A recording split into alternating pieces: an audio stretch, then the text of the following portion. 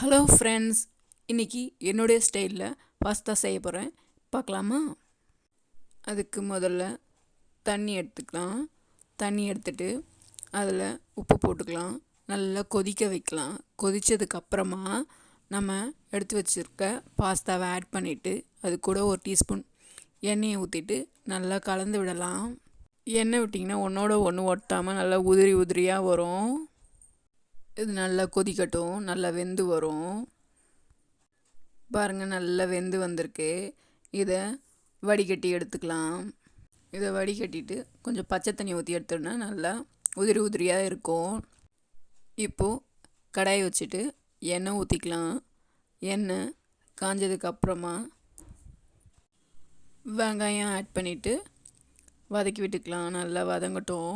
வதங்கினதுக்கப்புறமா நான் இதுக்கு வெங்காயம், குடமிளகா, கேரட், பீன்ஸ் எடுத்திருக்கேன். இதெல்லாம் நல்லா போட்டு நல்லா வதக்கிக்கலாம். நல்லா வதங்கி வரட்டும்.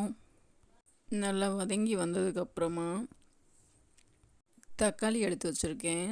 தக்காளியும் மிக்சியில் போட்டு அரைச்சி எடுத்துக்கலாம். தக்காளியை அரைச்சிக்கலாம்.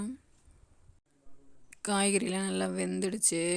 இப்போது நம்ம அரைச்சி வச்ச தக்காளியை ஆட் பண்ணிக்கலாம். ஆட் பண்ணிவிட்டு நல்லா பச்சை வாசம் போகிற வரைக்கும் நல்லா வதக்கி விடலாம். நல்லா வதங்கட்டும். வதங்கினதுக்கப்புறமா கொஞ்சோண்டு சில்லி பவுடர், அது கூட தேவையான அளவு உப்பு ஆட் பண்ணிவிட்டு நல்லா கலந்து விட்டுக்கலாம். நல்லா கலந்து விட்டுட்டு மிளகாய்த்தூள் வாசனை போகிற வரைக்கும் நல்லா கலந்து விடலாம். இப்போ நல்லா வந்திருக்கு. நம்ம வேக வச்ச பாஸ்தாவை எடுத்து இது கூட ஆட் பண்ணோம்னா சூப்பரான பாஸ்தா ரெடி ஆகிடும். பிடிச்சிருந்துன்னா லைக் பண்ணுங்கள், ஷேர் பண்ணுங்கள், சப்ஸ்கிரைப் பண்ணுங்கள். இப்போது பாஸ்தாவை கொட்டிக்கலாம். கொட்டிட்டு நல்லா கலந்து விட்டுக்கலாம்.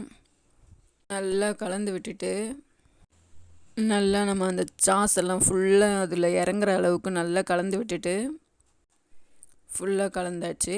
இப்போது இறக்குற ஸ்டேஜ் வந்துடுச்சு. இப்போது மிளகுத்தூள் மேலே தூவிட்டு நல்லா அதையும் சேர்த்து நல்லா ஒரு கலரி விட்டோம்னா சூப்பரான காரமாக நல்லா பாஸ்தா ரெடி ஆயிடுச்சு. நீங்களும் வீட்டில் ட்ரை பண்ணி பாருங்கள். லைக் பண்ணுங்கள், சப்ஸ்கிரைப் பண்ணுங்கள்.